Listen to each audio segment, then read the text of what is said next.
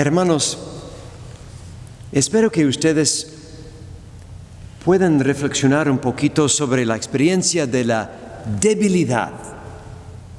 Por ejemplo, a veces sentimos los límites de nuestra fuerza o de nuestras capacidades. A veces estamos físicamente cansados o estamos impacientes por la enfermedad o la imperfección de nuestro cuerpo. O tal vez hay momentos cuando las responsabilidades que el mundo nos impone parecen demasiado. En algún momento simplemente decimos: Señor, no puedo hacerlo, no puedo manejar esto. ¿Alguna vez usted ha sentido así? Pues bienvenido al club. Esto se llama la raza humana. Esta es la experiencia de la debilidad, que hace parte de nuestra condición humana. Y en una fiesta patriótica como el 4 de julio, como este fin de semana, solemos celebrar el gran poder y la fuerza de la patria, ¿no? Pero en nuestra fe cristiana, la debilidad es realmente una oportunidad para abrirnos a Dios. A lo largo de la historia de nuestra fe, tanto en el Antiguo Testamento como en el Nuevo Testamento, Dios usa a personas débiles como sus humildes instrumentos. Y el ejemplo clásico es la historia del Antiguo Testamento de David y Goliat. Goliat era un gigante filisteo. Era una máquina de combate con cuello de cuero y musculoso y bien armado. Y David era un tipo flaco y débil como yo. Y ellos, los israelitas, intentaron poner armadura y casco al pequeño David, pero ni siquiera podía caminar con todo eso, porque era muy pequeño. Y este joven David, ese chiquitito, conquistó a Goliat con una honda y una pequeña piedra que recogió del arroyo. Lo logró con la ayuda de Dios.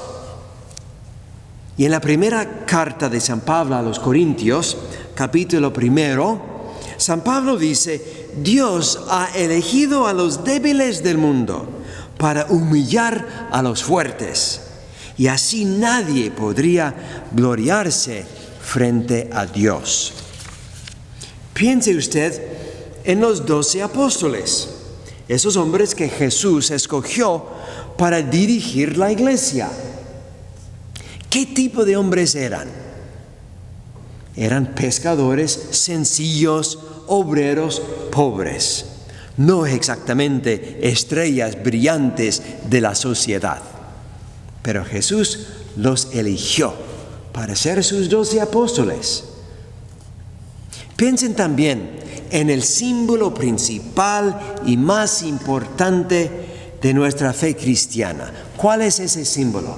El símbolo principal es la cruz, ¿no? Y en la cruz Jesús se despojó en la debilidad, la humildad y la vulnerabilidad. San Pablo dice en su segunda carta a los Corintios, capítulo 2, versículo 13, que Jesús fue crucificado como débil, pero vive por el poder de Dios. Y nosotros participamos de su debilidad, pero unidos a Él viviremos por el poder de Dios. Y ahora miremos a algo muy curioso de la segunda lectura de esta misa. Cuando Pablo habla de la espina clavada en su carne, viene de la segunda carta a los Corintios, capítulo 12. La espina clavada en la carne de San Pablo. ¿Qué fue esa espina? Algunos expertos bíblicos dicen que fue tal vez alguna enfermedad física dolorosa, como por ejemplo dolores de cabeza o fiebre o algo así. También dice que tal vez fue una lucha de persecución continua ante la sociedad. O tal vez dicen que pudo haber sido una persona en particular que le molestaba a San Pablo. O tal vez algún tipo de tentación continua. No sabemos exactamente cuál fue esa espina clavada en la carne de San Pablo. Pero sí sabemos que Pablo le pidió a Dios 3 veces que se deshiciera de eso. Pero Dios no le quitó la espina clavada en la carne de San Pablo. En cambio, ¿qué hizo Dios? Dios la usó para un bien mayor, para que Pablo se apoyara completamente en el poder y la gracia de Dios. La respuesta de Dios fue básicamente algo así, contestando a la petición 3 veces de Pablo. Dios más o menos le contestó así: Pablo, yo entiendo muy bien que te gustaría que te quitara la espina de tu carne, pero no te la voy a quitar. Yo quiero que tú veas que mi gracia es suficiente para ti. El poder se perfecciona en la debilidad. Eso fue el mensaje de Dios para Pablo. El punto de todo esto es que cuando enfrentamos nuestra debilidad, debemos confiar en la fuerza de Dios. Y eso es algo muy profundo y muy importante para el cristiano. No vivimos por nuestro propio poder. Si nuestra copa ya está llena todo el tiempo, entonces no queda más espacio para que Dios nos llene con su gracia. Si fuéramos perfectos, no necesitaríamos a un Salvador. Podemos aprender algo muy importante de la experiencia de cualquier persona que ha pasado por la adicción a las drogas o al alcohol. Cuando hace el proceso de 12 pasos, aprende algo muy importante.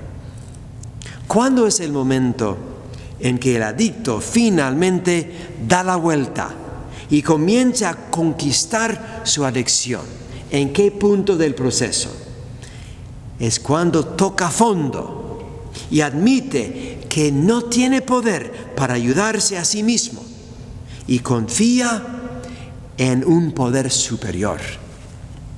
Eso es una lección muy, muy importante que aprendemos de los que han pasado por los 12 pasos de los adictos. Cuando un hombre muy macho, muy fuerte, finalmente se quita la máscara de su machismo, en ese momento permite que alguien vea que es débil y vulnerable. Y finalmente, en ese momento, ese hombre finalmente se deja amar. Y eso es muy importante, dejarse amar. Y no quedar todo el tiempo como una estatua de bronce o de mármol. Somos seres humanos y somos capaces de amar cuando admitimos nuestros límites.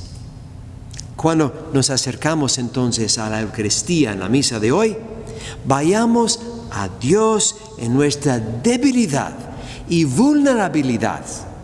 Abrámonos para dejar que su fuerza fluya dentro de nosotros. Entonces, hermanos, yo voy a concluir este sermón con una hermosa oración escrita por un famoso poeta de la India que se llamaba Rabindranath Tagore. Y esta oración se llama la plegaria silenciosa y es muy profunda. Va así: le pedí fuerzas a Dios para poder llegar más lejos, y me hizo débil para que aprendiera humildemente la obediencia. Le pedí salud para poder hacer grandes cosas, y me hizo frágil para que hiciera cosas mejores. Le pedí riquezas para poder ser feliz y me dio la pobreza para que pudiera ser sabio.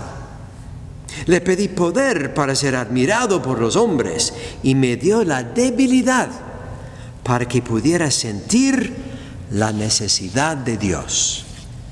Le pedí todas las cosas para gozar de la vida y me fue dada la vida para disfrutar de todas las cosas. No tengo nada de lo que pedí, pero sí todo lo que esperaba. Casi a pesar de mí mismo, mis silenciosas plegarias fueron escuchadas. Simplemente gracias. Amén.